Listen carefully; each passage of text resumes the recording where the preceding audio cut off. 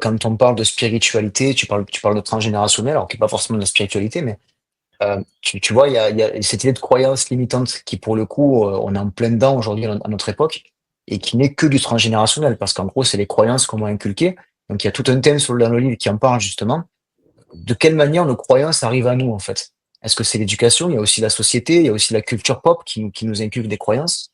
Il y a un moment, c'est est-ce que je cherche à déstructurer ces croyances-là pour pouvoir en reconstruire de nouvelles ou est-ce que je décide moi qu'elles m'appartiennent pas et je vais créer des fausses croyances mais positives?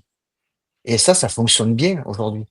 C'est un exercice qui est assez incroyable. Faites-le chez vous si vous avez l'occasion, mais si vous avez une croyance limitante, plutôt que d'essayer de l'expliquer, d'expliquer d'où elle vient, remplacez-la consciemment par une croyance aidante, par une croyance positive sur vous-même, qui n'est peut-être pas réelle, hein, mais tant qu'à faire, autant faire un truc positif.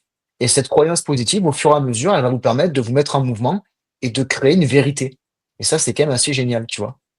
Mais oui, le transgénérationnel porte beaucoup de ce qu'on est, mais pour autant, on a le choix de faire différemment. Oh, okay,